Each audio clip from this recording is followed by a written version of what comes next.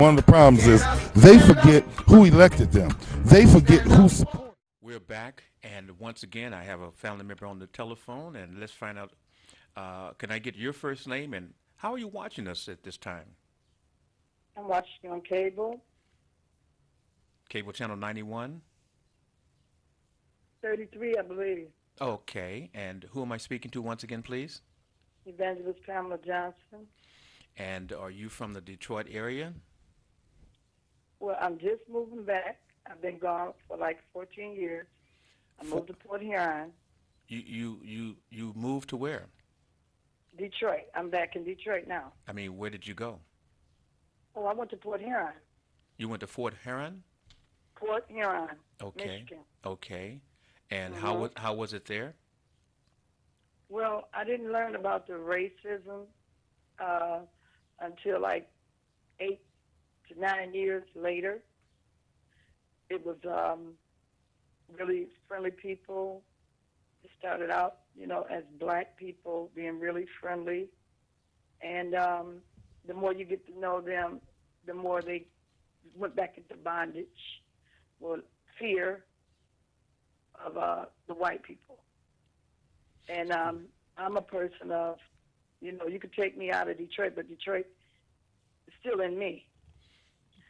And my kids, they couldn't adjust to it too good because the same with them, but they are a little rowdier than I was. I was more educated and learning about the ways of different parts of Michigan. Well, let me ask you this question. Two questions, actually. First, what is the uh, number when we talk about, is that a place where there are a lot of black folks or just a few black folks? Well, it's like the South Side. Everywhere you go, you have the South Side full of black folks. There used to be black owners and everything. I learned about them. They had the whole South Side, but they sold out to the white side. They have no entertainment. They have nothing to offer their generation, their children, their grandchildren, and they mostly on drugs. They're blind. They're fearful. They're scared to be around, and the homes, is very shocking the way they live in their homes because they, clean up on the outside, but when you go visit in their homes, the majority of the younger generation, their homes, they have children, and they have no kind of cleanliness. They're out of order. The kids are out of order. And they would tell you they get disability checks, and their mama get disability checks. And it's just out of order. And, we start out talking about racism, but, black people is even against their own people. And it's so sad there because it's such a small community of blacks. They don't even know half their people there, and they related to a lot of people there as you learn them person to person and find out that they have a lot of people there, a lot of family there who migrated from the South, and they don't even know them. And it's like you bringing people together or they don't want to know each other. Because Okay. I don't know. Okay. I don't know what you call it. But Okay. it's a lot of fear. So now, what brought you back to Detroit? What do you feel? My mother brought me back because my family home is out of order here. I have a 79-year-old mother, will be 80 on March the 19th. Okay. I have a brother who claims he's a Muslim. I had a sister. She just passed from a drug overdose. She was a Muslim. It brought disunity to our family because it's like we competing against one another over nothing because we don't really have anything to really compete over. And we got Catholics in our family. It brought disunity because they're on the up scale where they don't want to be bothered with quote-unquote poor people, which is our family. Not no in-laws. I'm talking about generational of the bloodline. Okay. Now. It's like, Okay. But now, you're calling this TV station live on the air Was there a particular message that you wanted to uh, enlighten? Yes, we need to start with our households.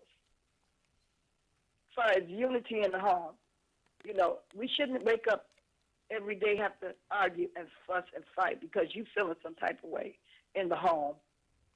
And the kids is looking at this in the home and they saying you say you don't give an F. Hold on, Carl. And I'm then coming the to you kids, next. then the kids growing up and they saying they don't give an F. So when you put the don't give an F together and put them out in the society, then there you go. They So, run into the same people. okay. So And in now, order to break that chain, so now, we got what to is take our focus off of men and okay? put our So focus back on the Father. for time concept and time. So what?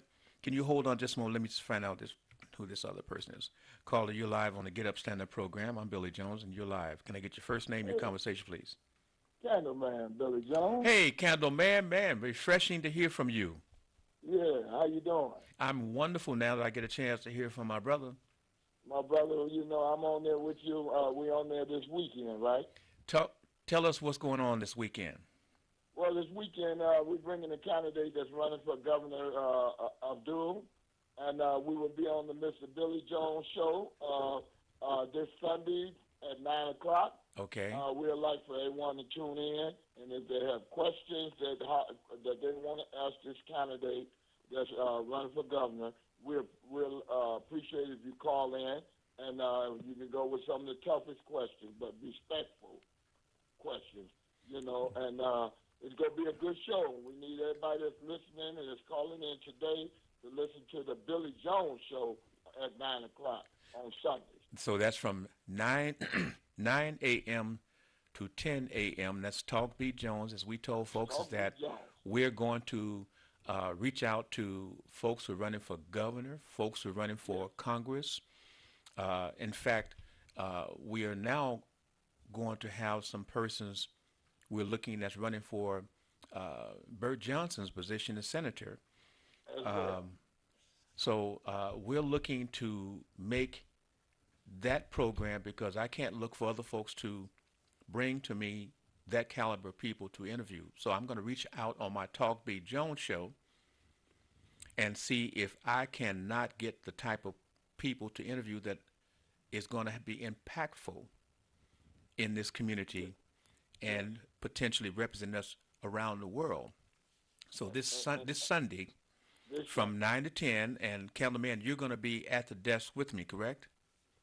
Correct. And So I'll nominate you for the Bert Johnson seat because you're not bought and paid. I don't care who you see Billy standing next to. Billy is still Billy. Billy is the old man. Thank you. One thing I can't say. Thank you. And Billy goes speak Billy's opinion. He either agree with you or disagree with you, but he'll still get along with you. That's right. That's right. And go ahead. so now, when you are here with this candidate, or are you going to be a person just sit and look, or are you going to be a person that will actually be a co-host on that day and ask questions and field questions potentially from the callers? Yes, I'll be a person that ask questions, co-host, sit in, and we'll go from there, Billy. Just bring it on. Sounds good. And like I said, if there are, and what we've said is that if there are folks who are running for political office, again, we don't have to agree with you because that's not the nature of a media journalist to do, but we will give you other folks the opportunity to come in and be vetted over the airways, and I hope to have Candleman working with me in that process so that we get an even process, and as well as inviting the callers to call in and vet these different people who are running for office. Correct. Yep, that's what the show will be about that day. And then, like you said, you open it up to other candidates. If people want to come to the show, get in touch with Mr. Billy Jones. Or they can get in touch with Candleman. With the Candleman. Yeah, I mean, so they can go to. We're gonna put this on. We're gonna get the right candidates in the right spot, and we're gonna and we hope to get the right win in the seat that's running in Congress, the governor, and Burt Jones, the senator's seat. Yes. So that's what we need. We need people to get involved, not sit on the sideline and wait till everything over and then whine about this person ain't good, this person. And even the person that I'm coming on with, if you get in the seat, we're going to hold his feet to the fire, too. That's right. No one gets a free ride. And Candleman, let me ask you this question, and I won't get into the name calling, but I just ask the question.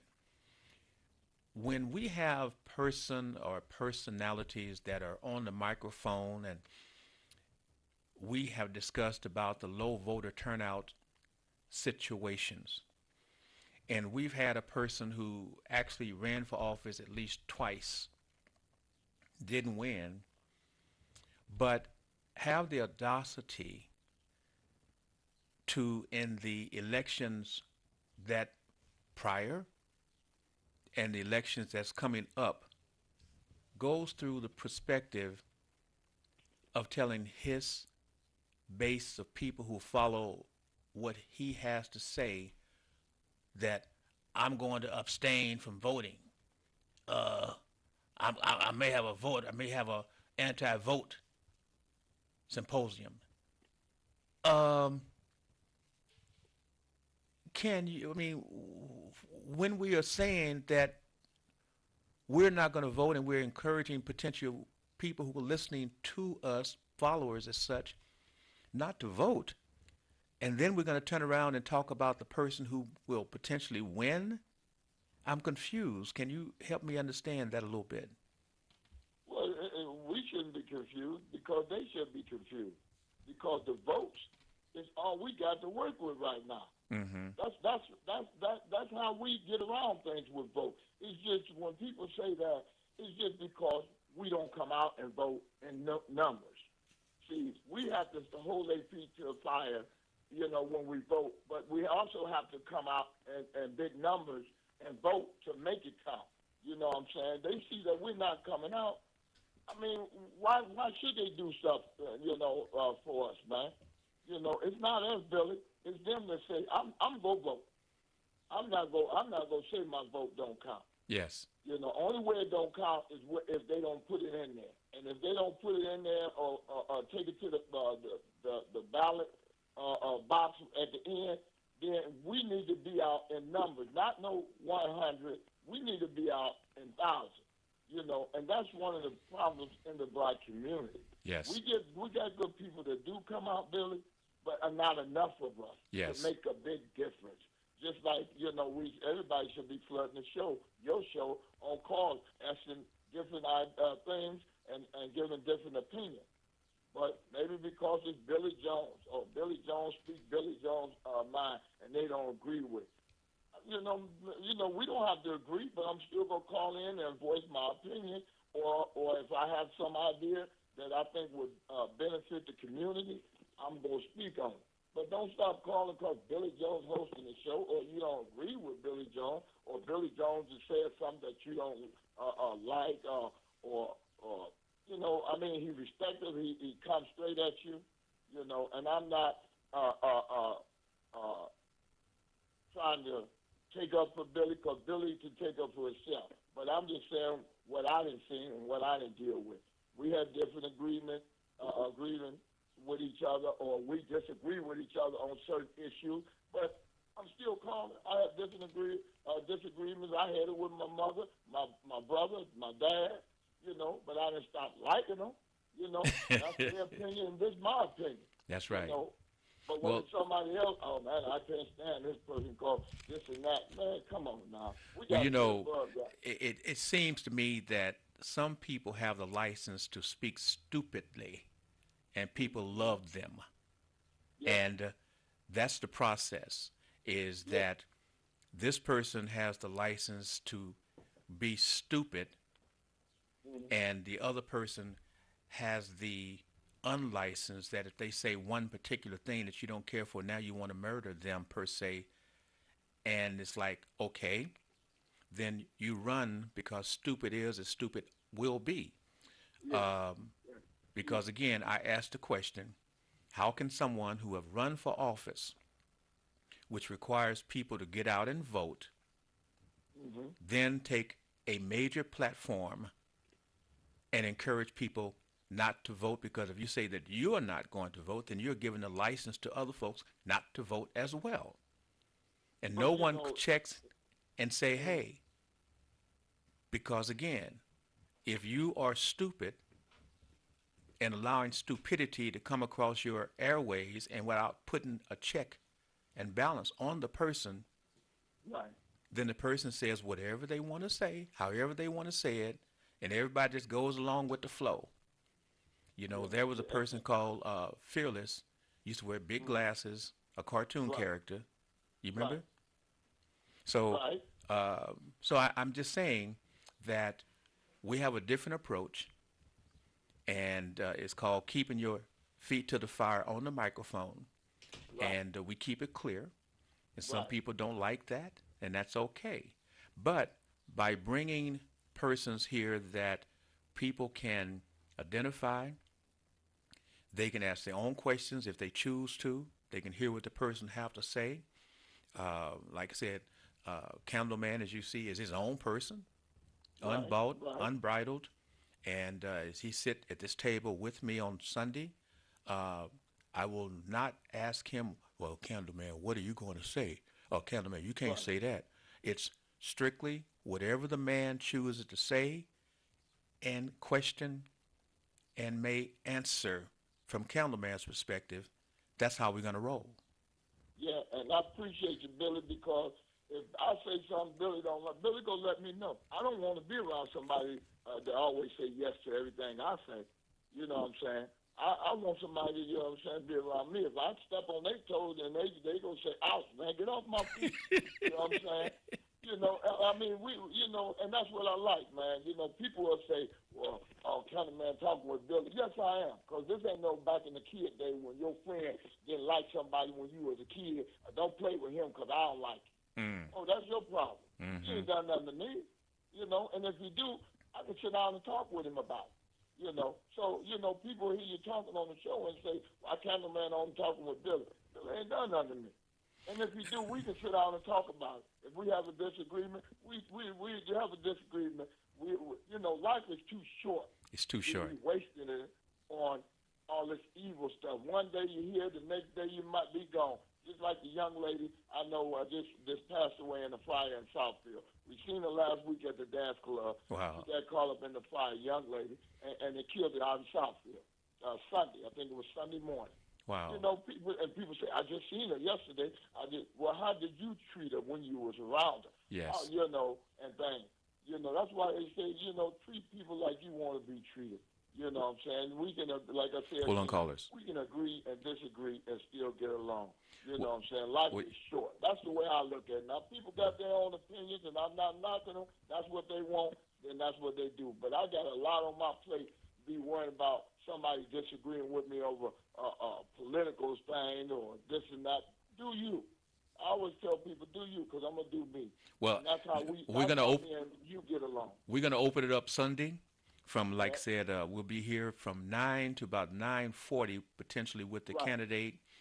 And then, of course, we'll bring in Reverend Dr. Massey, who will do his segment. But I'm looking forward to seeing you Sunday with the candidate, okay? Yes, sir. And you All right. have a blessed day, my brother. And you have a blessed and a wonderful time today yourself, bro. Thank you. Thank you very much. Okay. Family, you're live on the Get Up Stand Up program. Can I get your first name, your conversation, please? Good morning. How are you? I'm wonderful. Thank you for taking time to call. Can I get your first name and how are you viewing us, please? I'm viewing you. I'm Regina. I'm viewing you through Comcast 91. Thank you. I am calling because I'm looking at the news and I'm looking at all these children out there on the forefront for now. And for someone to think that our vote does not count and what we went through as a civil rights and what we went through as a people not having a right to vote is plain ignorance. Yes. For them to gain the knowledge to make you feel like your vote does not count, look at why we have the people in office we do today. That's right. Another thing I want to say is because so many feel, and I'm not going to say everyone, but so many feel that black lives do not matter, is it possible that we are looking at karma? And that's all I wanted to say, Billy. I just and want it's to. sad, but is it possible that we are looking at karma today? And I want to put that out there. I like the way you wrap that around your conversation, and I really appreciate you taking the time to enlighten us this morning, okay? Have a good day. Thank you, and appreciate anytime you see my face on the air. I hope that you'll call. Thank you. Thank you. Bye-bye now. Family, it's time for us to take a quick commercial break. And young lady, hold on. I will come back with you. I'm not leaving you, but I'll come back to you, okay? Hold on. So, family, we're going to take that quick commercial break on the Get Up Stand Up program. Once again, I'm Billy Jones. Thank you for viewing us, and tell your friends they still have time to tune us in and to watch and call. Be back shortly after these commercial announcements. The views and opinions expressed on the following show are not necessarily the views and opinions of W33BY, its affiliates, management, or sponsors. When you're having a heart attack, this is how it feels to your heart. And if it happens at night or on the weekend, there's only one hospital team standing by on site to save you. Cardio Team 1 at the DMC. Not on call, but on site, 24/7, 365. Cutting heart attack response time to half the national standard. Cardio Team 1, now at the new DMC Heart Hospital opening this summer. The beat goes on. Tune in to the Teachers Lounge Talk Show. We are back for our third season. Topics include education, youth redeveloping, communities, and schools. Join us Thursdays from 8 to 9 p.m. Call and be a part of the conversation. Join Leslie Piper, Ms. Falk, Mr. Weir, and Mr. Gardner.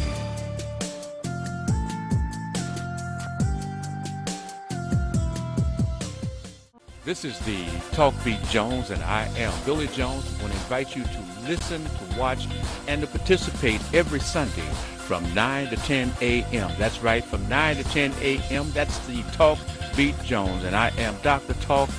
Make sure you tune in every Sunday from 9 to 10 a.m. That's Talk Beat Jones. Remember, tell your friends. Talk Beat Jones, we're now on Sundays from 9 to 10 a.m. One of the problems is they forget who elected them. They forget who supported them, who encouraged people to vote for them.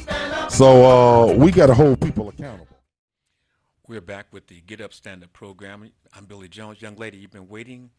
The question I was having, that I was marinating on, is with all of the situations that's going on in where you moved to, as well as what's going on in your own personal life,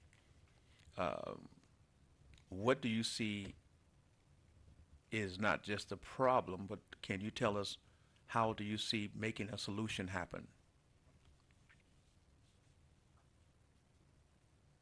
Hello? Okay, I'm going to move in the Mac and St. Clair area. You're going to move into the where? The Mac and St. Clair area. The Mac and St. Clair. Cantrell, you know where Cantrell Funeral Home is? No, you said you're going to move into the Mac and St. Clair area. What's happening in the Mac and St. Clair area?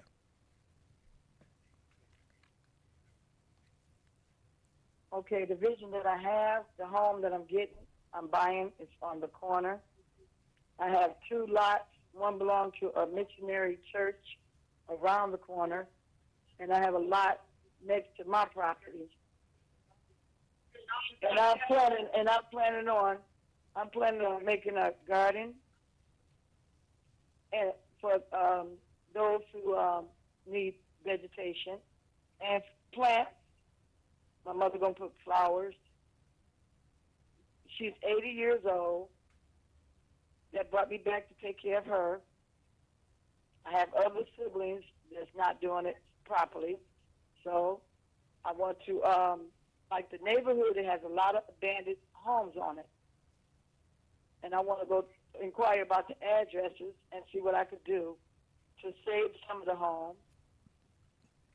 And I'm going to need some help once I find out about the homes, if they could be fixed up, if I could get a loan to get them fixed up. But the neighborhood could be restored because it's not that bad, but it's a lot of sore eyes on the block. And so which departments, in terms of you seeing your vision, have you enacted? Have you contacted any of the agencies? Yes, ma'am. Well, I was invited to a community meeting from the police department of the 9th Precinct, how to integrate with community leaders and stretch out to the community residents to build block clubs again. But I didn't make the meeting because I didn't have no one to watch my mother. Okay. So I need to know, who do I get in touch with, where I could go from there. So you have a council person that you have contacted, or a district office person that you've contacted? No, that's my next step. But I was invited to a but your question was community meeting, and I missed it. So. That's what I'm saying.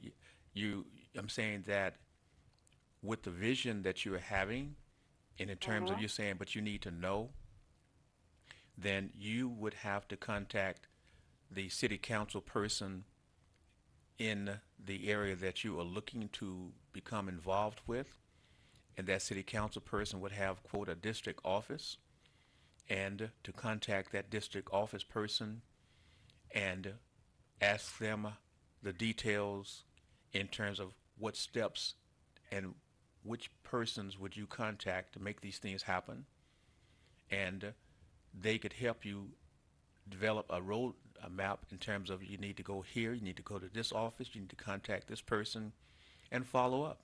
Because you see, to have a thought and write it down is a wonderful, great thing. But then it is the follow through that you have to go through to make it reality. Well, I'm willing to follow through. Okay. Well, listen, I thank you so very much, and I'm sorry that you've had so much grief in going to another part of the world and coming back to this part of the world and still having that grief, but you have a vision. You sound like your spirit is still in place. So you make those contacts and see if you can make a difference, okay? And I wanted to say something else. I enjoyed visiting the studio in Highland Park. And I met some stars. I wrote a lot of city council people numbers down, but I lost my phone. But I really enjoyed that. That was nice. I wanted to get some studio time, but I want to be on the radio. I don't want to be on the visual. I want to be on this where they can hear me. Well, that's not a problem because you're speaking on being on 88.1 FM. It's just related, but I was at I think WHPR. Okay, let me help you. Let me help you with that. Okay. In the studio in which that you that you paid a visit, we have WHPR, the TV section. We have 88.1, the radio department. We have 107.3. Right. I'm familiar with that. Right. Okay, right. So that's what I'm saying. When you say you want to be on the radio, what I'm about to do is tell you to call 868-6612. Oh, okay. And I believe that Ms. Willis is up front, and she can help you understand what it takes to get on the radio. All right. Okay. All right. See, I mean, all everything. Right, y'all be blessed. I'm glad to be home. Mm-hmm. And I'm looking for success in Detroit. All right. Thank you so very much. So make that call while she's up front there. And I will be in touch with you. Okay. Thank you so very much. Mm-hmm. Thank you. Mm-hmm. Bye-bye now. My lines are open, and if there are conversations that you would like to make, then you can call and talk at this point. But I mean, my heart is heavy um, because it seems that we went through a situation with our mayor, Kwame Kilpatrick,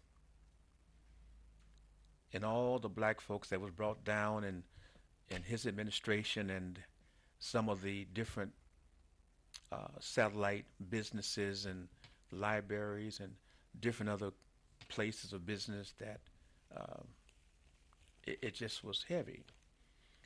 But to look at this FCA UAW scandal, and each time I turn around, I'm looking at another black person that I'm sure many of you have gone to events, you've gone to various things that they were there and they walked around and they were uh, all of that. You're glad to know them, you're proud of them, and then you find out for years the reason that they were looking so good and feeling so good was simple, very, very simple, very simple, that you didn't realize that they were stealing money, stealing your money. Now I'm looking at Keith Mickens, Mickens,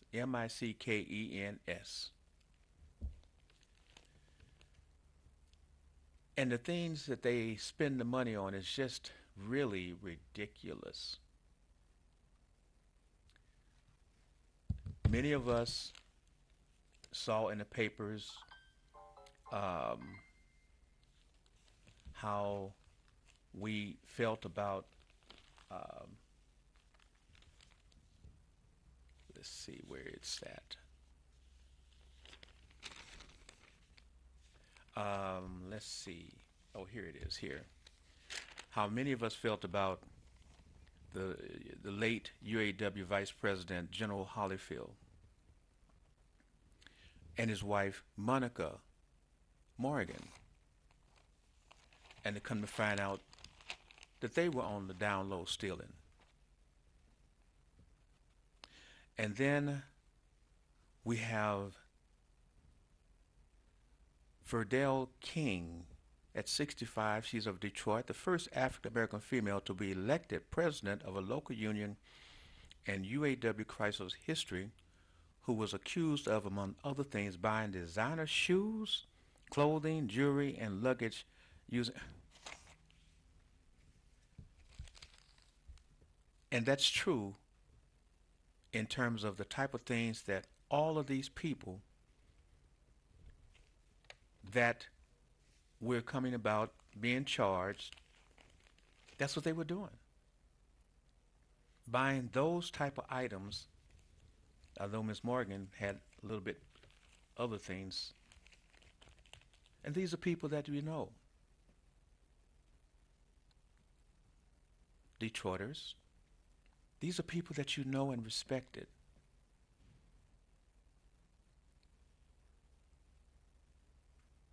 And now we have another senator.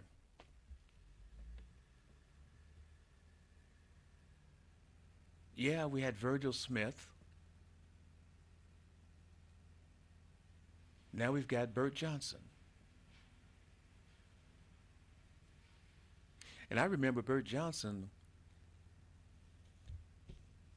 when this studio was located on Woodworth. And he was sitting there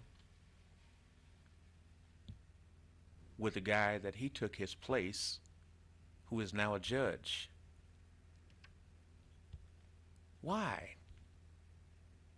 Why do we feel that we can get away with these various different things and you won't get caught? Black folk. I know white folks do it, but I'm saying we know that we are going to be scrutinized. You're live on the Get Up, Stand Up program. I'm Billy Jones. Can I get your first name, your conversation, please? What's up, brother? John. This is Kurt from Detroit. Hey, how you doing? Thank you for calling. These people, these politicians you talking about stealing money, how are they any different than the preacher who driving through town in a Rolls Royce wearing $1,200 suits? You understand? Living in $3 million home. How are they different from these politicians who take your money out and spend it? So tell me, what's the difference between them? That sounds like that's a riddle that I need for you to help me answer. Well, you know, we all Christian. It's a Christian nation, man. So when you think about Christian, you think about Christ. And when Christ come to town, how did he get there? On a donkey. And it wasn't even his. So why do we need to have, and here's the sad part about it, is that when you catch these guys stealing money, why do you have to go in and destroy the whole system to bust this guy? I mean, when they bust this person stealing money out of the UAW or whatever union that was, did they destroy the union? Did Snyder come in and take over the UAW because a few people stole some money? You don't come in and destroy a system because you caught 2 or 3 people stealing some money. There's no excuse for shutting something down. You see what I'm saying? So if we're going to criticize people for stealing money and buying and sell jewelry and all of that, blame all of them. They all steal. Before Kilpatrick got in there, you and I just don't know the ends of it, but they all were stealing. They have always stole. And when you look back on the history of America, America started by stealing. They come in here and killed off, you understand, the people who was here and established the United States. Now, to me, you take your house, for instance. In your house, Jones run his house, and everything that happens in that house is Jones' responsibility. So when you create a country, and inside the country, you ain't got nothing but murders and thieves, whose fault is that? The person who started the country. Don't blame nobody else. Blame the people who've been running the country. Do not blame the people that's in the country. So they're only copying what they see you do. What you see black people doing on the street, who did they copy? They copying the mafia. They're copying the Ku Klux Klan, the Skinheads, the Nazis, and all these other gangs, Earl Friend. These are people, black people are mimicking inside the United States. They copying what they saw them do because before white people met black people, there was no mafia in the black family. You understand what I'm saying? There wasn't, of course, there was no Jesus Christ. There wasn't no Islam. But there was no murderers and thieves in the black nation. These things came with other people, and black people copied them doing them. So what I'm saying, man, is all the hell we catch in the United States, all fault. That's what that woman was saying in that first conversation when she said, what is the song, Come Home to Roost? That's what she meant. You understand? They only copying what they seen done here. Well, what am I saying? No, you cannot blame the people who are committing the crime. Blame yourself. Just like these guns on the street. These kids hollering and screaming about these bump stocks. They had no bump stocks when they made that lawful right to have guns. These kids don't want these guns on their streets or in their schools. And then the NIA screaming, hollering, bloody murder. Now, I don't know if you saw the news this morning, but they took 7,000 pair of shoes and left them on the White House lawn to demonstrate how many students have been killed here in the United States from idiots who run up in there with them submachine guns that carry like things like that. I hope the next time they leave 7,000 pair of dirty drawers on the White House lawn to show them how dirty these son of a guns is. They just putting them guns on the street. And thanks for taking my call. Let me ask you a question. Let me do this real quick and get your comment, okay? All right. Palmer Park students to be moved. Students and staff at Palmer Park Preparatory Academy will finish their school year elsewhere while the Detroit School District addresses deteriorating conditions at their school. The school's roof, which needs to be replaced, is in such poor condition that a large part of the school can't be used. Some areas of the building that can be used, though, have experienced leaking water. On Monday, the school was shut down because a large number of the school's staff called off work because of the building's condition, with some worried that the water could be causing mold. Ivy Bailey, president of the Detroit Federation of Teachers, said that during a meeting Tuesday at the school with staff and Superintendent Vitti, the decision was made to move the student and staff to different schools while work is completed. Now, there is a lot more, but the question is, now you've got, as a mother, father, and your student, your children, you've got your routine that you have for your students, for your children, and now they're saying that they have to find another building to house these students because they said earlier Tuesday was Bailey was on her way to look at Bethune Elementary Middle School, one of the potential sites. She says it's unlikely a single building could accommodate all of the students at Palmer Park. The school, which includes students in grades K through 8, enrolls about 500 students. Now, how is this going to work for the learning of the students to be displaced from what they've gotten in terms of their routine? Can you help me understand this? Well, Brother Jones, you know they've been destroying schools in the city of Detroit since 1999. Okay. Started in England. Okay. Their whole objective was to come in and destroy the system. I was sitting down and I pondered this. Why would they do that? Why would they come in and destroy a school system that was on par, you understand, with all other school systems in the United States? What nobody putting out what Detroit school system was putting out. My personal opinion is that they were jealous, you understand, that those children up north and across 8 Mile, you understand, wasn't in line with these kids in the city of Detroit. We were putting out musicians and everything else. They had to come in Detroit because we were doing too well. We were looking too good. I'm 64. I got started out working because of DPS. I started working in school neighborhood youth programs, and I was working in the school system as a security officer after that. It was DPS that got me started. They had to come and destroy it because black students, you understand, was outpacing all the other students. I mean, just imagine this. What other school system had a $114 million surplus in the state of Michigan? What other? Name one. They didn't have. So they had to come in and destroy this system because they weren't keeping up with it. And that's been the case all along with others, you understand? They couldn't stand to see you being successful. The same thing they did with Black Bottom and other places all over. They couldn't stand to see you being successful. They couldn't stand it. So they had to come in and destroy it. And what they're doing by sending these students somewhere else is they are withholding the money. When you were hearing about there wasn't no toilet paper, there wasn't no doors on the girls' stall in the bathroom, they were withholding a maintenance allowance. Every school has a maintenance allowance. Belle Isle had a maintenance allowance, which means this is what you use to keep the place up to par. Snyder and snatched that money so they can make it appear that it was in bad condition. Ain't nobody stupid. That's what they needed. And this is what they needed to justify the bankruptcy here in the city of Detroit. They think everybody's stupid but them. You understand? That's what they had to do. And thanks for taking my call, brother. Thanks, my brother, for participating. Wait, can I ask you one more last question? Yeah. Okay, just bear with me, just because you know, here's the thing. Sometimes my brain gets, you know, locked where I can't really elaborate. I just see something and it just locks me up. Sheriff offers apology for leaving gun at school. Now, here is where I'm saying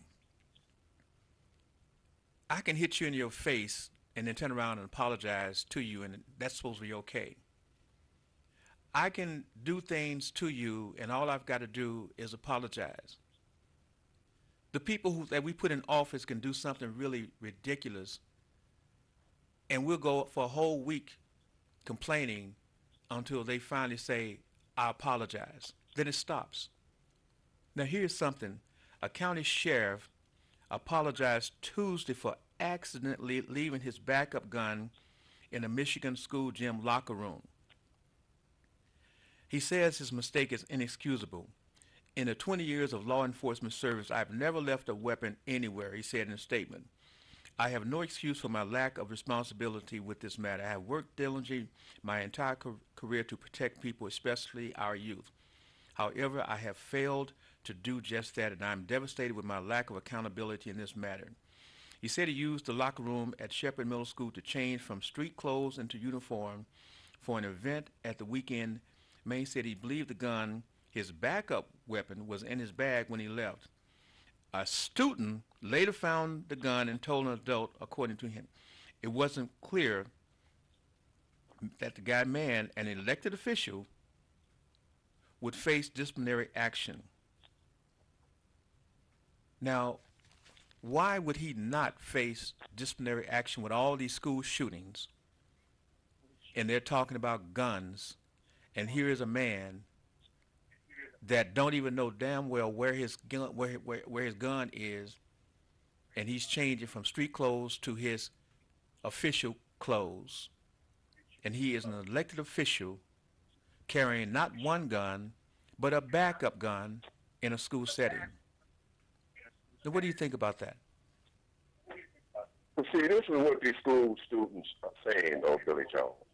The NRA think that you can arm teachers, and that's going to resolve the problem. What the students are trying to say to the president and the NRA is, we don't want any gun around. What part of what we just said don't you understand? We don't want none around. They want to be able to put their head down in their books like me and you did when we were going to school, and didn't have to worry about nobody running up in there with no AK-47 with no bump stock on it. You understand? Killing 17 and 25 children. The sad thing about Europeans, they think that all they got to do is say, I'm sorry. And that's the end of it. Yes. The Catholics and Jews are equally responsible for slavery. And what did they do? They said, I'm sorry. And that's all black people got out of it. Well, I'm sorry, that policeman who shot Aisha, I said, a child who was on an honor roll system in a mama house sleeping on the couch with it and blowing the child's brains out. And all they got to say is, I'm sorry, and that's the end of it. And he ain't got to serve no time. This boy who shot Trayvon Martin, all he got to say is, I'm sorry. How do you kill somebody who's skipping down the street with some Skittles and an iced tea trying to get back to his daddy? He run up to him and blow a hole in his chest.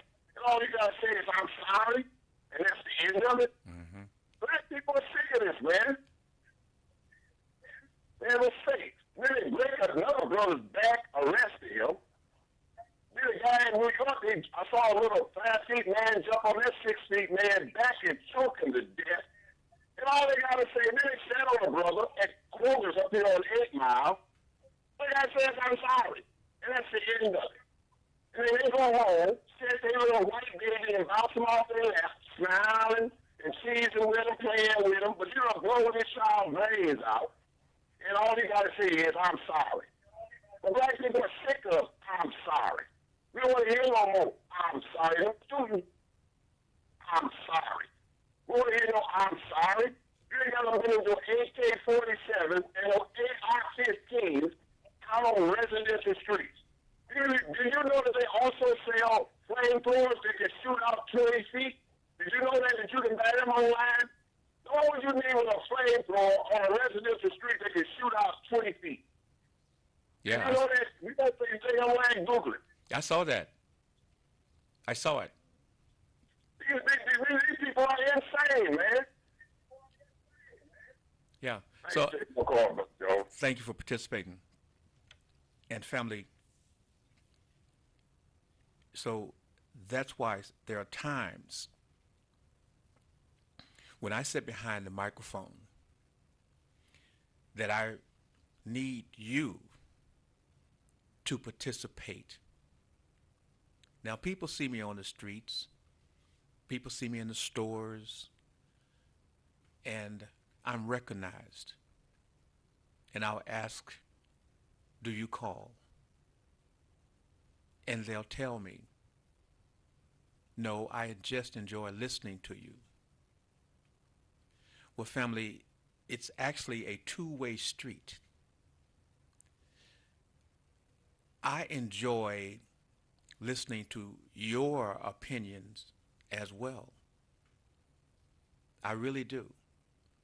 Because you see, everyone that is a human being have the days in which they're up, they're excited, they're biting at the bit to go, to talk, to bring information to you, to give their thoughts. And then there are days and times that you come to the microphone and you say, wow, I want to hear what other folks have to think. I want to hear other views. May not be my views, may not even be in the same wheelhouse with me. But I want to hear what other folks are saying, what other people are thinking.